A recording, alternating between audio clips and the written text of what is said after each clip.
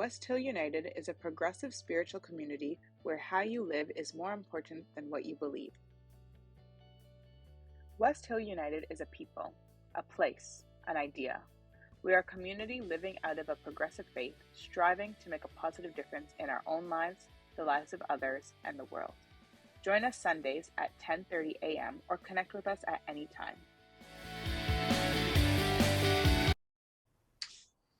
The first reading is from a book entitled "The Sea is Not Made of Water: Life Between the Tides." It's written by journalist, columnist, and author Adam Nicholson, who writes on history, literature, and the sea in informative, reflective, and morally challenging ways. In this book, Nicholson invites the reader to look, listen, taste, smell, touch, and witness to the beauty and wonder of the natural world that lives in the intertidal stretch where the sea meets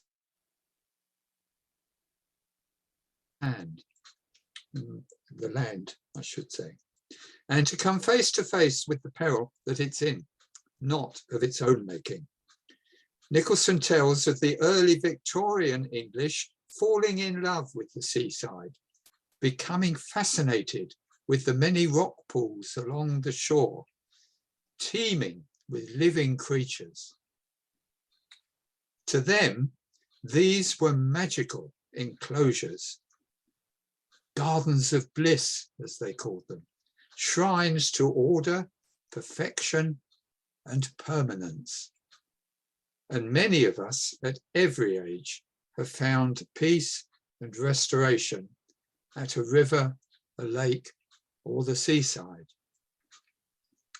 Yet, at the beginning of his book, Nicholson observes this: there are ironies in choosing the shore as a theatre for reassurance.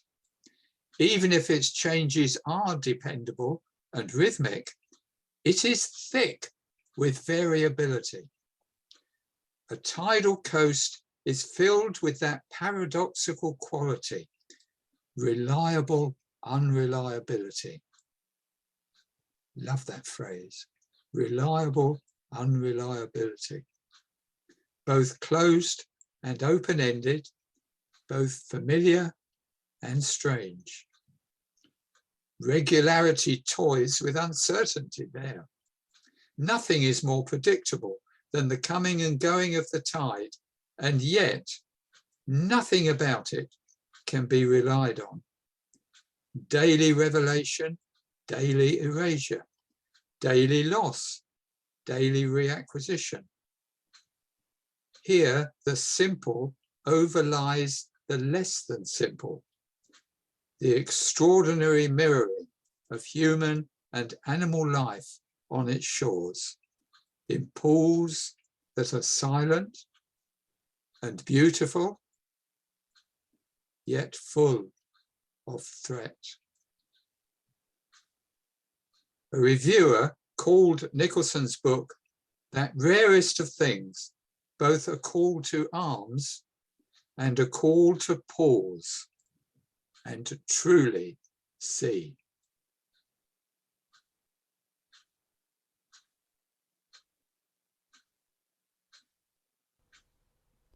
Thank you, Chris. We good? I just wanted to say a word before Babette leads us, before she leads us. She's not going to leave us yet. Leads us in this song. This is a traditional hymn tune which you may have grown up with. It was written by, the original song was written by someone sitting by a lake, Lake Chautauqua. There's a little plaque there where this woman wrote, Chautauqua is an institution which sounds heavy and boring, and it's not. It's a wonderful place of music and learning and sports and religion. All sorts of topics are talked about there. Down by the lake, this woman sat and felt the beauty of nature, and she wrote the hymn, Breathe on Me, Breath of God. And Greta has taken that song and the tune, and she sat by the same lake. She sat by Lake Chautauqua and rewrote the song, and felt the connection with the original hymn writer. And so this is a song that lifts up just what Chris has been reading, that life has both the beauty and the threat, the richness and the hardship, and yet together we sing. So. If you care to stand and sing this with me, you are invited to do so now. A life complete. And I must correct myself. It wasn't breathe on me, breath of God. It was break thou the bread of life. That's the old hymn tune.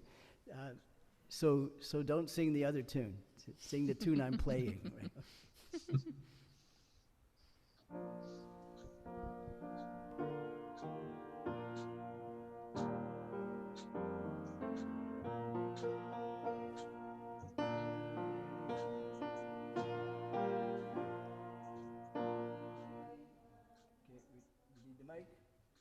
Check, check, check. There we are. Okay, here we go. Here to each other's care we bind our hearts, sure that the bonds we forge do love impart. Here in community our truths we share.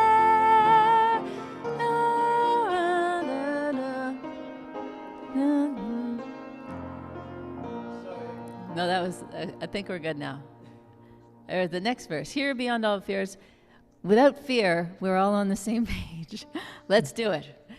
Here beyond all our fears, love reaches forth, calling us further still to heal the earth.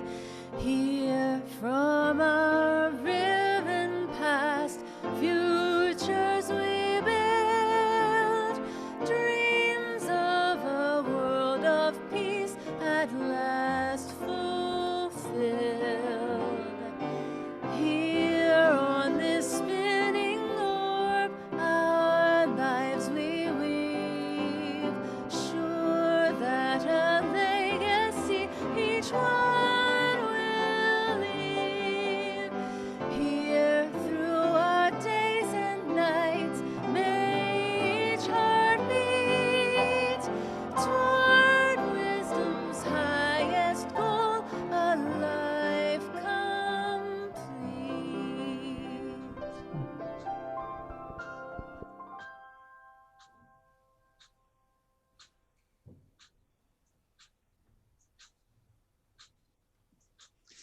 Our second reading is by the American research professor, lecturer, author, and podcast host, Brené Brown. She has sought to understand human connection in terms of courage, vulnerability, shame, empathy, and leadership.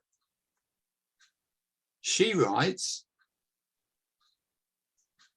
I think our capacity for wholeheartedness can never be greater than our willingness to be broken-hearted.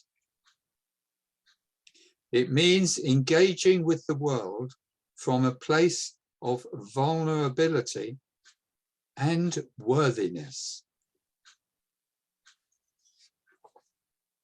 I know Scott won't mind if I just add a short comment at this point. C. Joybell C, which is an unusual name, is apparently a leading female thinker and writer and an inspirational figure to people from all walks of life. I've only just discovered her. There is a quote of hers that forms, I think, a good postscript to the readings we've just heard. She says, every second that you spend on doubting your worth, every moment that you use to criticize yourself, Is a second of your life wasted?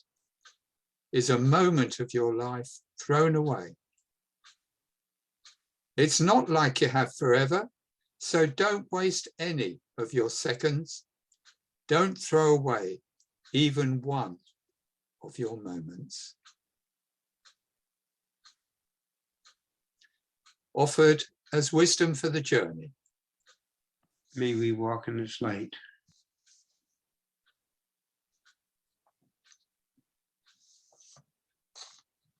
He doesn't realize how bang on some of those words he added, which I love, that he would feel free to do that. We often let you please add and reflect.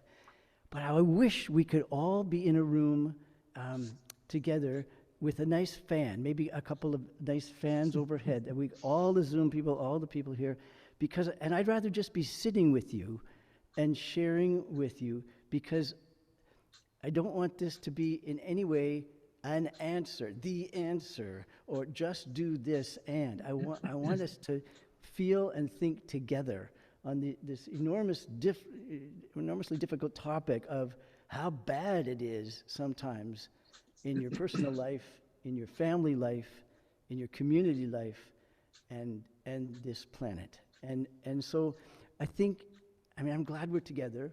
I've been preparing this on my own, but I felt the togetherness that would happen with it. And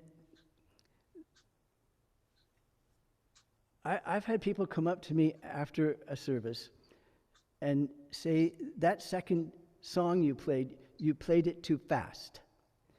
And I said, okay, thank you for that.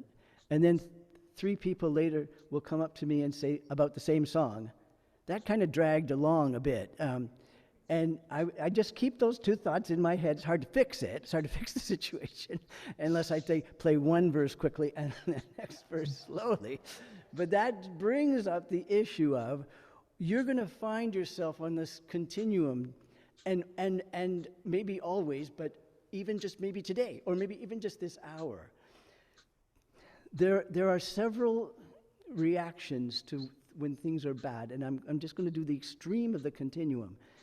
For some folks, when things get very, very bad and very difficult, we can feel, I'll put it with me, overwhelmed. It's overwhelming. It's so difficult. It looks so hopeless. It looks so unredeemable, unfactual. And sometimes it is. Sometimes it's a diagnosis that we've got that we can't do much with, and it sits there as a specter haunting us.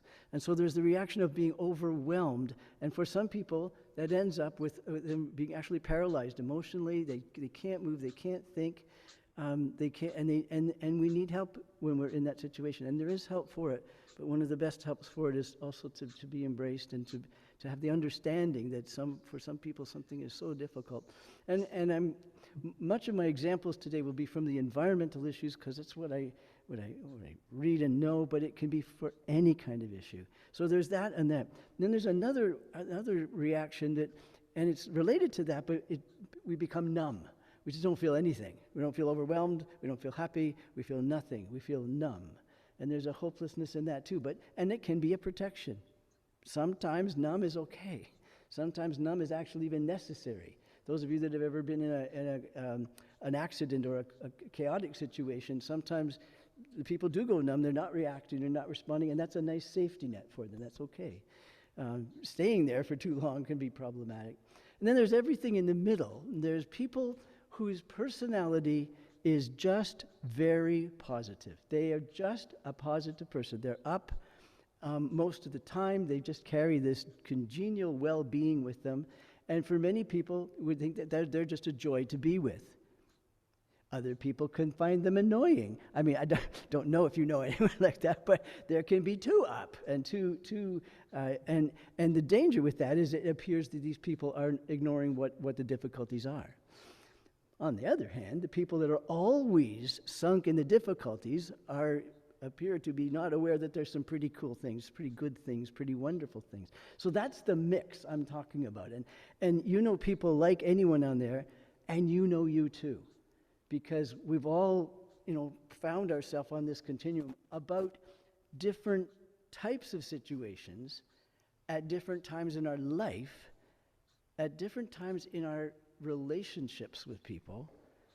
I mean, sometimes your relationship with a family member or a loved one can appear so joyous that you can barely take it in, and other times it can be numb or nothing, and other times it can be, I don't know how to do this any longer.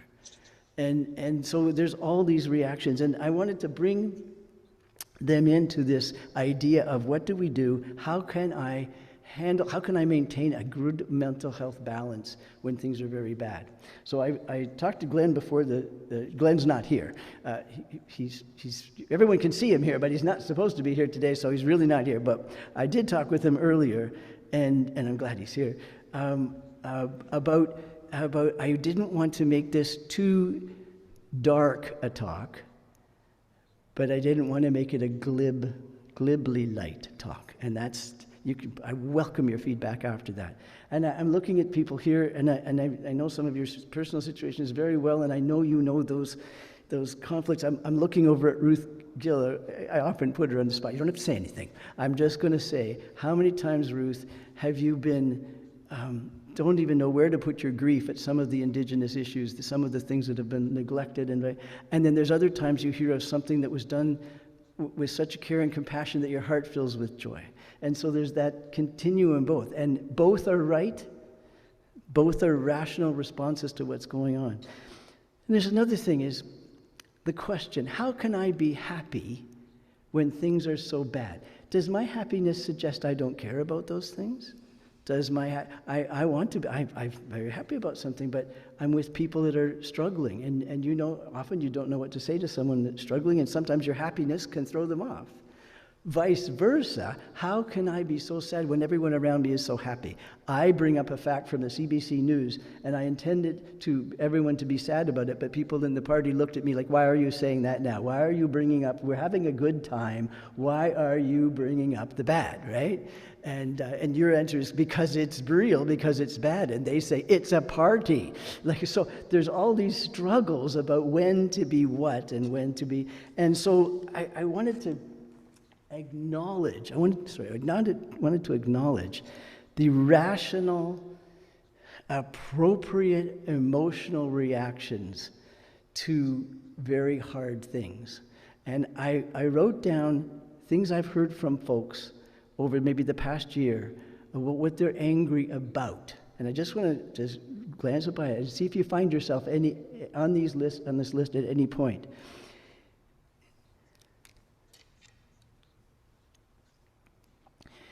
People are angry at people in power who do not act for the good.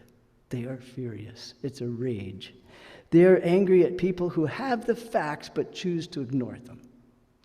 They are angry at people who give in against their conscience because of pressure. They are angry that the people that say they love this planet, say they love this earth, but vote differently than you do. I won't get into the details of that, but they're angry at people who simply will not listen. They just won't listen. I need to tell you how grieved I am at something, and they won't, they can't listen, and so that brings anger. The people are angry at the system. How many of you have had a loved one with a mental health issue? And the system, and we live in Canada, we live in different places with health systems, and somehow, what is the expression? You know the expression well, that you've tried everything, but the person falls between the cracks. And that there are cracks is raging. If you're the one that fell, or if the one you loved fell, that's a reason for anger. And then if you have a loved one, I'm just picking different examples. You could talk about all the areas of life where things can be bad, but mental health particularly, if you have someone in your family with mental health difficulties and they act a certain way or out of the norm or whatever the average would be, and you know people that do not treat them like a respected human being. And so that brings an anger. And then there's also the idea of compassion for people that are doing wrong. How do I struggle with that? How do I have compassion for people that are doing wrong and making wrong decisions? And we've had the news about the war. We've had the news about so many things. And I've decided, now if you can see it on Zoom, I have beside me on a small table a couple of books, quite a number of books. And I think I mentioned at the start that I wasn't going to read them all, but I put them so you could see them, see the spines on them. They're just books I selected from the books we own. We downsized our book collection. I'm sure you've done the same when you've moved different places. So I really shouldn't say this. We downsized, took, I think, 25 boxes of books to various charitable, and to my workplace for the library. And so now, between Greta and me, between object of the preposition, between Greta and me, we have 3,000 books. So I was going to bring them all, but the U-Haul that I booked canceled on me. So I just have these here, and they're just representative of. But I wanted you to meet the people in them. I wanted just to hear, as if they were here together. Some of them are no longer alive, but some of them are. And I wanted you to hear their voices, and I wanted just to let that seep into you. I can put the authors, if you want, on the next e-blast or whatever, but I want this to be that we're hearing people who have struggled with what's bad and what to do about it and want to stay afloat in it. And so that's who we're going to meet today. So the first one is the book. Now I'm doing this, and the first slide, I think it's now the second slide. There. That is the author of the book that Chris read the first reading from. And the book is called The Sea is Not Made of Water, Life Between the Tides. Absolutely reflective, beautiful book about, even if you don't want the scientific parts of what he's saying, he's a reflective person. And the reason I chose a section from his work was that he does the idea of in a rock pool, if that was not a familiar, the tide pool, when it's only there because the tide comes in, fills up the water, the little dent, and then goes away again.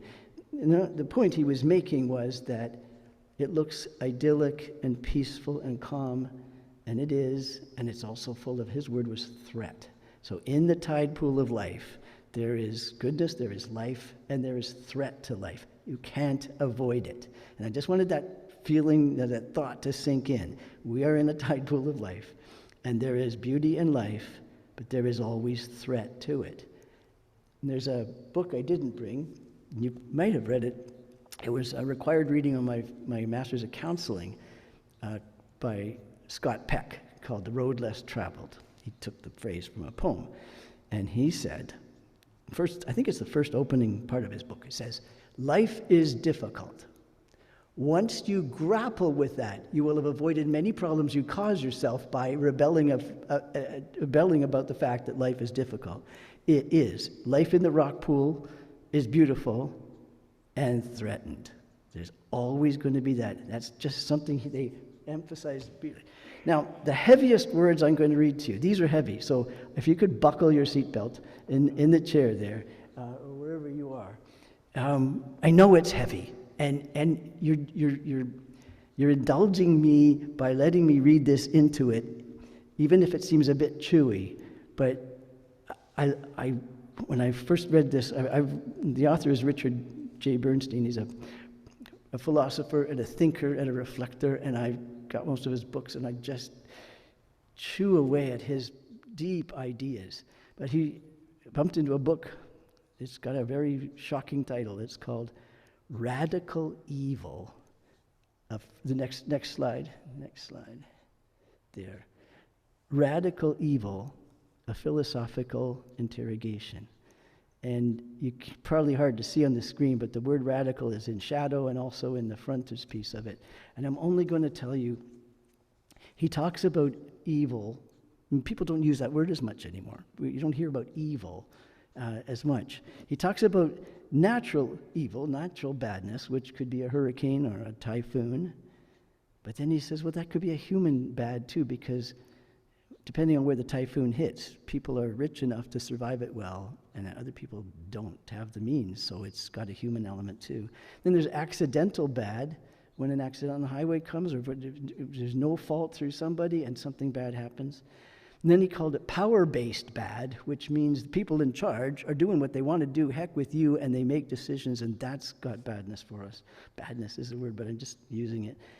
And then he talks about evil. He talks about people, and so does Scott Peck, who have given, I think it's People of the Lie by Scott Peck, that people who have given themselves over to evil. And what Bernstein says that is when other humans in life have become, it's okay, I just had a water bottle spill there.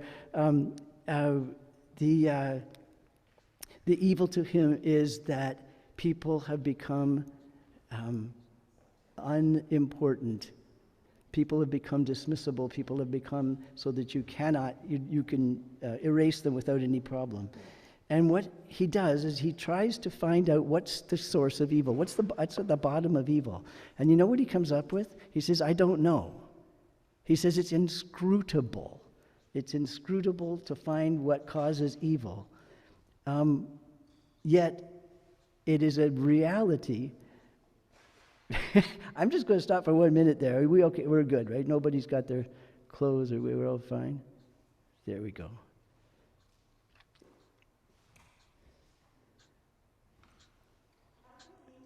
You're not disruptive at all. You're not disruptive at all. No. Actually, these thoughts are so big, it was okay to pause for a minute with them. But his words are heavy, and he says that it's worthy. Evil, when you see something that's evil, you meet something evil, it's worthy of, and these are the words I wanted to focus on today. He said it's worthy of your grief, worthy of your fear, and worthy of your anger. Worthy of your fear, worthy of your grief, and worthy of your anger. And the second last book on that one, this is very new to me. This book is very new, called The End of Ice. The End of Ice. Bearing Witness and Finding Meaning in the Path of Climate Disruption. Bearing Witness and Finding Meaning in the Path of Climate Destruction.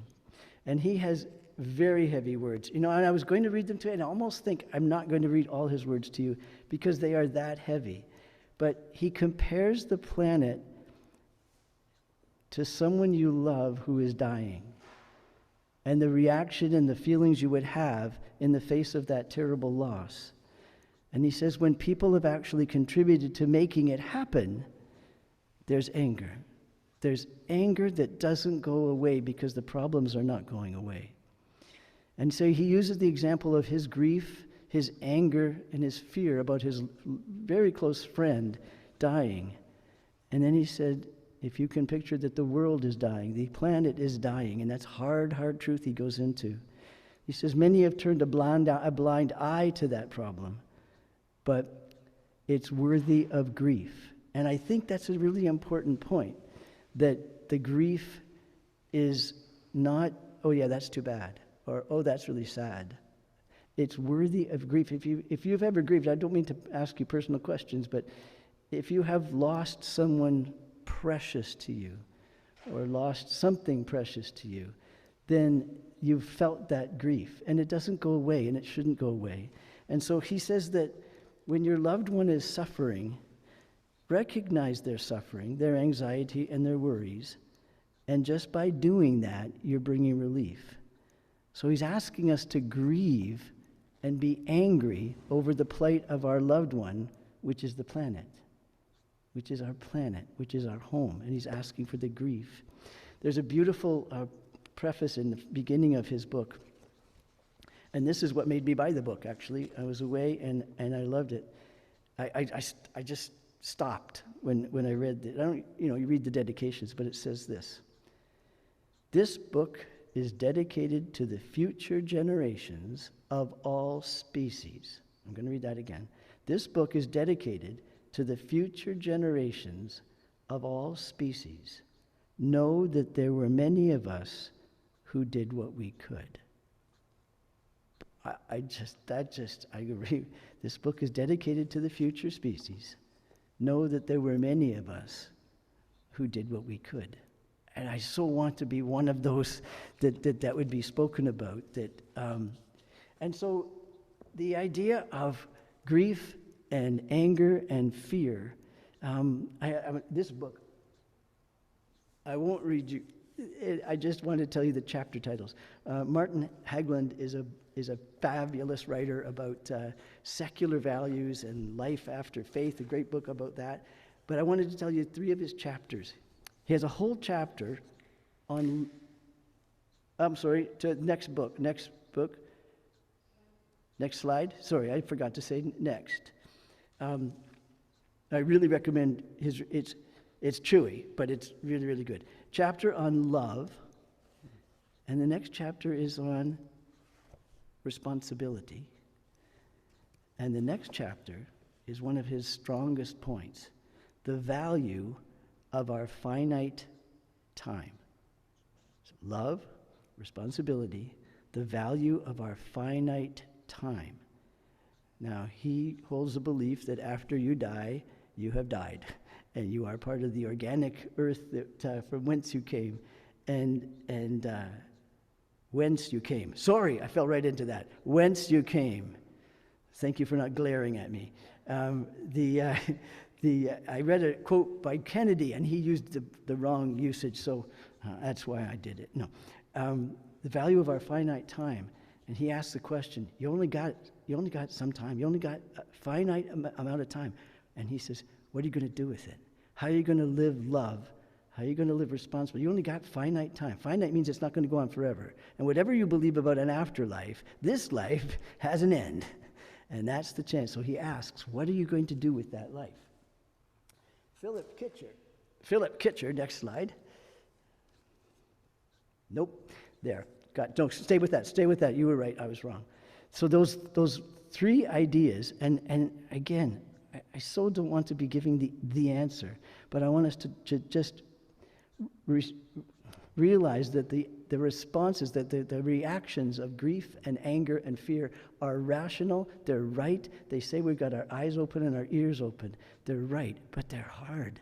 It's hard to feel the grief of when you read statistics of huge populations of animals dying in Australia because of the heat, of people in Britain, same thing. I'm just even on the topic of heat, it's fearful. It's fearful. So if you're afraid, if you're experiencing fear about it, you're right. And it's grievous. It's grievous. People are hurting. So if you're experiencing grief over a personal hardship or a community hardship or a world hardship, you're right. It's worthy of grief. And I want that at the main point I want to be struggling to focus on is the idea that we have those reactions because of its worth. When you're afraid because it's worth keeping alive. It's worth being healthy. Your very fear is signaling, I care. It matters. It's worth it. So every bit of that fear is because it's worth it. If it wasn't worth it, you wouldn't be afraid for it. You wouldn't be afraid for your ill pet. You wouldn't be afraid for your loved one. You wouldn't be afraid for your community. You wouldn't be afraid for the planet. You wouldn't be afraid for the rainforest if they didn't matter. So your fear is not something to quench and say, no, I shouldn't. It's real. It's right. And it says that you believe in the worth of those things. That's fear. The other one was grief. If you are, I know folks that are in tears at most news items. They're devastated with the grief of it. And then sometimes I think, why am I not devastated? Why am I not reacting like? And we have this continuum. We have different personalities, but sometimes it's because I'm not paying attention to it, because it is grief worthy. It is grief worthy. So that our grief about the planet, our grief about polio coming back, our grief about the indigenous rights that we put on purple ribbons, and we found the banner, by the way, I mentioned about that. We found the banner, which is another reminder of the reason for grief. And I will be turning this to the positive, but I want us to sit with the comfort to say, if you're afraid, if you're grieving for our world, you're right. You're right. Let's do it together. And then the other one is the rage, is the anger. How can we hold on to the fact that people are making major decisions in our planet that are hurting us? They're making major decisions, or they're not making a decision, or they're making a decision not to help. Oh, I thought he would when I voted him in. I thought she would, and wait, she just turned around and did something different. So the rage is there. So for the sake of those 3, fear, rage, and grief. Next slide. is because of the worth. And I love attaching it to that. The reason I'm afraid for the world is because it's worth everything. The reason I'm grieving over sadness is in people's health and people's aloneness is because they're worth something.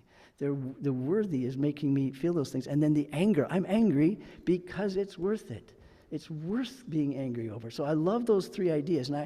So I want to turn, those are the three reactions that are quite rational, quite, don't ever think, you're off the mark if you're grieving this planet's plight. You're not. You're right on.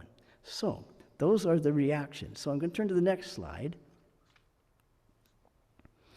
and ask Babette to sing into our hearts the worth, the worth.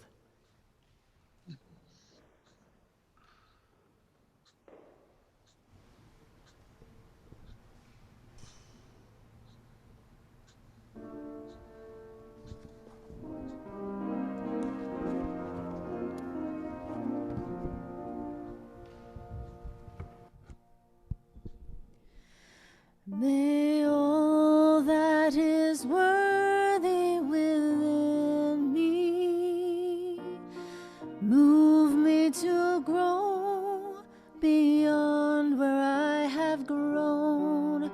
May all that is worthy around me inspire me to go beyond where I have gone. Strengthened in my spirit, moving past my doubts, embracing opportunities for reaching out, making the difference I can make for the sake of all that's worthy.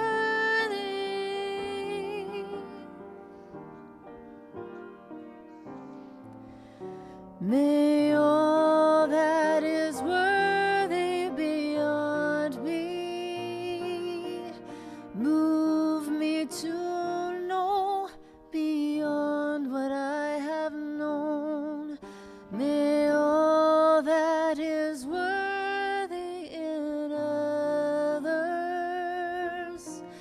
move me to care beyond how I have cared. Strengthened in my spirit, moving past my doubts, embracing opportunities for reaching out, making the difference I can make for the sake of all that's worthy.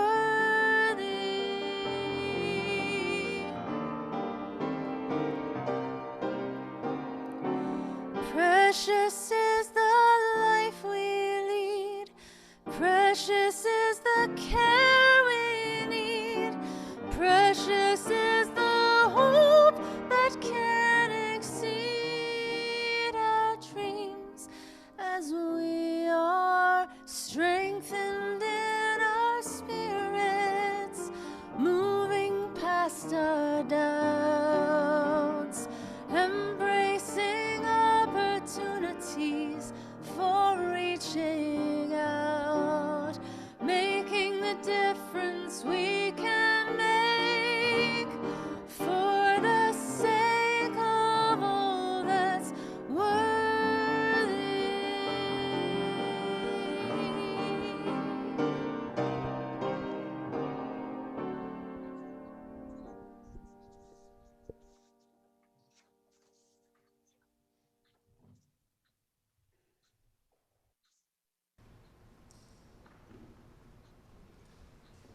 I remember Greta being happy. That was the first song I wrote in a minor key.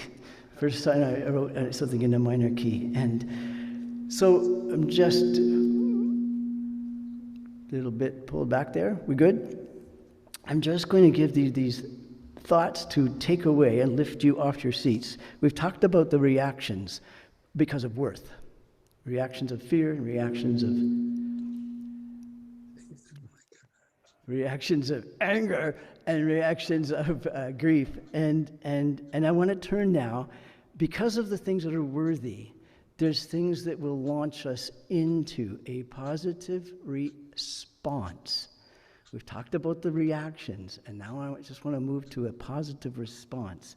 Philip Kitcher is another writer I've just absolutely loved, and he gives 4 possibilities for life about looking forward to goodness triumphing. And he called them different kinds of pessimism. He's a pessimist, but he's a weak pessimist. And he's an optimist, but he's a weak optimist. And I think that's the way to go, because he's saying there are chances things could turn around. There is something we can do. And I'm not that song from South Pacific, a something-eyed optimist. It's a great song. But he says, you can be a pessimist about it, but be a weak one. Don't be a strong pessimist. Be a weak pessimist. And I love that idea. And so he does that. I'm just introducing you to 4 of my favorite people. Gerald Durrell. Do you know Gerald Durrell? I grew up with my parents reading his 20 books about his nature, his life in Corfu, his life. He ended up collecting animals that were going extinct and starting a zoo in Jersey to propagate them so that if they disappeared in the rest of the world, they'd be found. And they could do that. We went to a palm and cycad garden in Miami that was doing the same things about plants that were going extinct. And this is what Gerald said. Actually, it's been made into a TV program. You might have bumped into them there. But this is what he said. I have been seriously concerned by the fact that year by year, all over the world, various species of animals are being slowly but surely exterminated in their wild state, thanks directly or indirectly to the interference of humankind. While many worthy and hardworking societies are doing the best to tackle this problem, I thought I'd do mine. And he opened this zoo. And his dire state about the planet, the book was 1960, and it's still going strong. Carl Safina, you must get all the books by Carl Safina. This is not a plug for buying books, but this is just saying this is, so that's the song, next slide, sorry. Oh, her, yes, sorry. I just got this one, Blue Wonder. Very technical, but very wonderful. And she's a biologist, a botanist, an ocean expert. And I just wanted to tell you her last 2 chapters, because the second last one is about the fear, the grief, and the anger, and she calls it the endangered blue wonder. But the chapter after that is about learning and celebrating and engaging.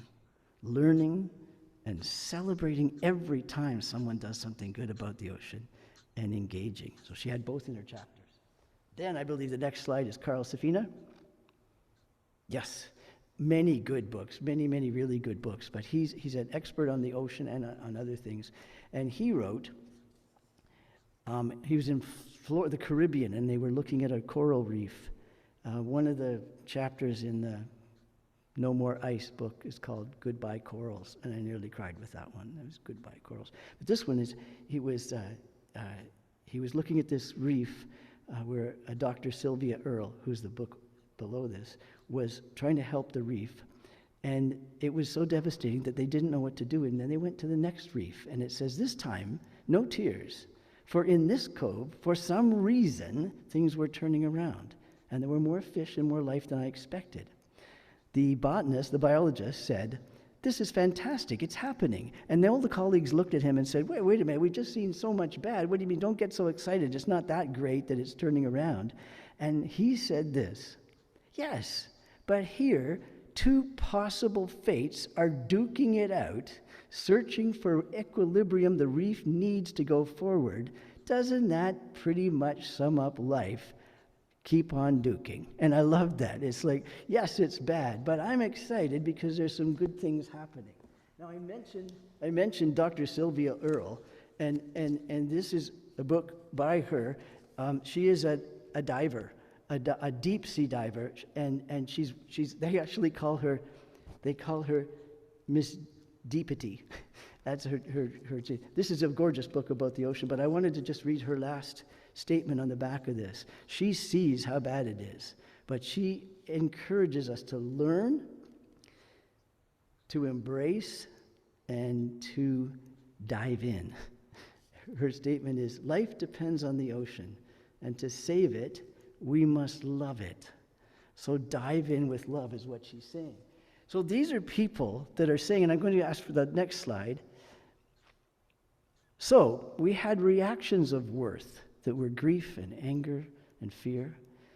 And then these people that are on this table here, the people I've just read a snatch to you of, are saying, yes, honest reactions. It's right to grieve, it's right to be angry, it's right to fear. However, let's together have a positive response to it. And the responses they're suggesting is the engaging part. And I made them rhyme, if you could see that there. Fear, grief, and rage, and then worth responses. Learn, celebrate, and engage. Nice rhyme there, huh? So, I mean, you don't have to remember that at all, but the idea being that balance. I know folks who are so burdened by the environment that sometimes they just can't move. And so we embrace that, and we say, you're right to grieve, you're right to be afraid, you're right to be angry. And then, together, we come to the response of, so what shall we do in the finite time we have, in the little bit of time we have, which may seem like a long time to some and when you're young, but it's not. What shall we do? And these amazing people are saying to us, the response of worth. You're having the reaction of worth, the response of worth, and there could be others here. This isn't, again, a dogma. It's just they're encouraging us to learn, and I'm going to add the word together after each one, to learn together, to celebrate every single, like Dr. Kaufman looking at the coral reef saying, this one's doing good. It's worth celebrating. It doesn't lose its worth because there's lots of bad happening. I think that's one of the most important things I got out of preparing this. Celebrating is something that's very good and very worth celebrating. It isn't diminished by the bad. It's worthy. And I love, thank you, Babette, for singing that song with the emphasis on the worth. For all that's worthy, that's what I want to be about. I'm going to be afraid. I'm going to grieve. I'm going to be angry, hopefully at the right things. Hopefully we all are. But I want to learn, so help me learn. Help me learn. And I want to celebrate, so bring things that are worthy of celebrating because of the worth of that human being, or the worth of that doctor, or of that work, of that sloth hanging from a tree in Costa Rica. Whatever it is, it's worth it. And then encourage me to engage and do a piece of good myself, and the next piece of good. Because it's going to fix the world? No. Because it's going to end all poverty? No. Because it's going to make every Indigenous person walk with respect and care in this world? No. It's because it's worthy. I want to do something because it's worthy. And I think that saves us from profound discouragement and glib fancifulness, but to do it because it's worth it. So please encourage me to learn and celebrate and engage. When I'm fearful, when I'm grieving, when I'm raging, be with me. I'll be with you. And then encourage me to be learning together, which I've always done from at West Hill, and to celebrate, which we do. So I'm going to sing, no, that wouldn't be nice at all. That would not be nice. And I forgive all of those that laughed very quickly on that one. And Glenn mentioned that last week, remember last week we did songs that we were remembering again together. So for those of you, they were new songs, you're going to hear each one of them in the next couple of Sundays. So, and then Glenn said he liked what I played after, so I'm going to do it again. So we're going to stand and sing with Babette that invitation. I'm calling it now a song of engagement, a song of learning and celebrating and engagement. So, Babette.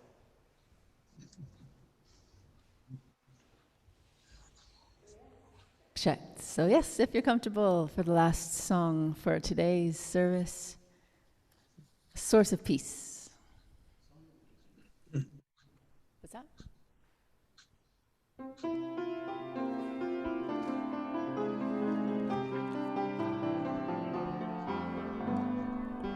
Wait. Now I'm ready. May I be a source of peace for you. May I be a listening ear, open, accepting, welcoming when you are in need of care. May I be a source of strength for you, your courage for life inspire. Help you to face what must be faced and face it in spite of fear. I will do what I can do. I will go where I can go. The spirit of love is moving me to be all that I can be. May I be a source of light for you whenever it's hard to see. Open our minds and reach for truth, and wisdom will set you free. May I be a source of joy for you, with laughter along the way. Looking for beauty everywhere, we'll treasure it joyfully. I will do what I can do. I will go where I can go. The spirit of love is moving me to be all that I can be.